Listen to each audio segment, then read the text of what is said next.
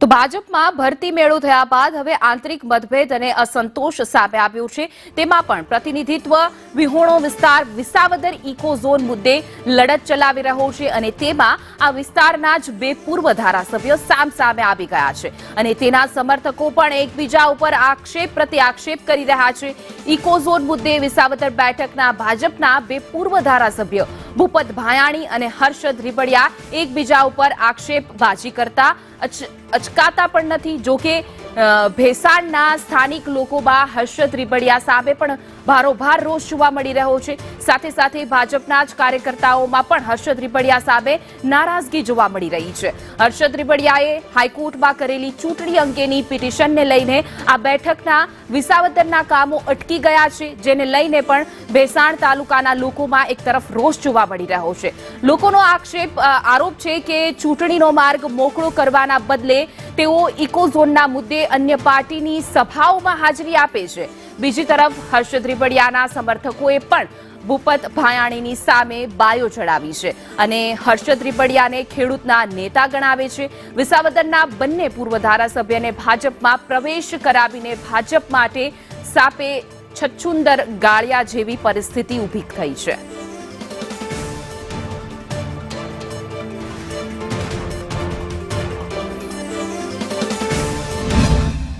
મારી સરકારશ્રીને એવી અપીલ છે કે આ ગમે ત્યાં કોકડું ગૂંચવાયું હોય તાત્કાલિક ધોરણે આનું સોલ્યુશન કરી અને વહેલી તકે ચૂંટણી આપી દે તો અમારા વિસ્તારને સારા ધારાસભ્ય મળી જાય અને વિસ્તારને ખૂબ સારો ફાયદો થાય અને વિસ્તાર સરકારશ્રીની આ સુખાકારી યોજનાઓનો લાભ નીચેના લોકો સુધી પહોંચાડી શકે। પરંતુ અમારી લિંક અહીંયા તૂટી ગઈ છે, અમારી પાસે કોઈ ધારાસભ્ય નથી એટલે અમે સરકારની યોજનાનો લાભ લઈ શકતા નથી। તો અમારી વિનંતી છે કે તાત્કાલિક ધોરણે ચૂંટણી આપી દે એવી અમે નમ્ર વિનંતી કરીએ છીએ સરકારશ્રીને। આ વિસ્તાર પ્રતિનિધિત્વ વગરનો છે, તેના હિસાબે લોકોના વિકાસના કામો સરકારશ્રીના ગ્રાન્ટો પૈસા જે વિકાસના કામો ખોરંભે પડેલા છે।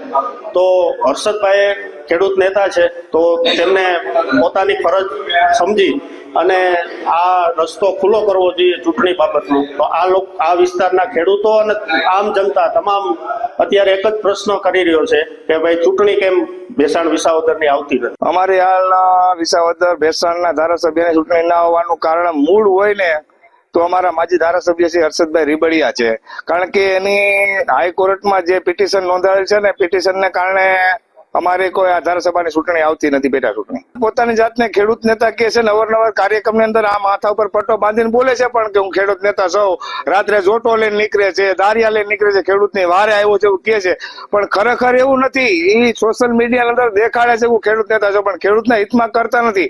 જો ખરેખર હર્ષદભાઈ ખેડૂત નેતા હોય અને ખેડૂતને હિતમાં કરવા માંગતા હોય તો કાલે ધારાસભા હાઈકોર્ટમાં પિટિશન ખેંચી લે। જે પબ્લિકને દેખાણું એ નેતા પબ્લિકે ચોટ્યો છે તો હર્ષદભાઈ એની હાર સ્વીકારવી જોઈએ। પિટિશન કરવાનું કારણ શું છે?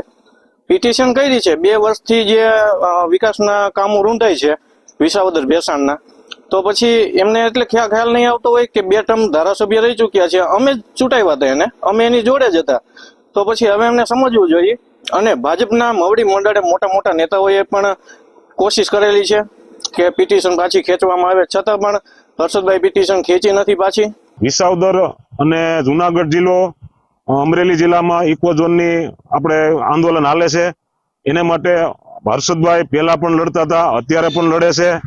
કાલે પ્રમ દિવસે મિટિંગ હતી, એમાં હર્ષદભાઈ ખુલ્લું સમર્થન ખેડૂતોને આપ્યું છે ભાજપના નેતા હોવા છતાં, બરાબર છે। એમાં એક ભાઈ આપણે માજી ધારાસભ્ય આપના એણે એવું નિવેદન આપ્યું છે કે આ ઇકો ઝોન છે એ ખોટી વસ્તુ છે, બરોબર, ખેડૂતને કોઈ નુકસાની થવાની નથી। જો ભાઈ તમારે આંદોલન કરવું નથી અને જે કરે છે અને જે સરકાર હામાં અને તંત્ર હામાં લડે છે એને સાથ સહકાર ન અપાય તો કાંઈ નહીં, બરોબર છે। અને તમારામાં તેવડ ન હોય તો તમે બંગડીયું પહેરી અને તમારી ઘેરે બેહો। જ્યારે જે તે વખતે ખેડૂતનો જે કઈ પ્રશ્ન હોય એમાં હર્ષદભાઈ પહેલેથી આગળ હતા, કોંગ્રેસમાં હતા ત્યારે પણ હતા, અત્યારે ભાજપ પાર્ટીમાં જોડાણા તોય ખેડૂતની પડખે જ ઊભા છે।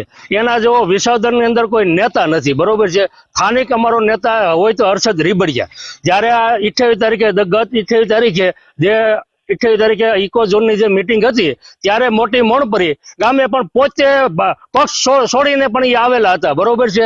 એને કહેવાય કે ખેડૂતનો નેતા।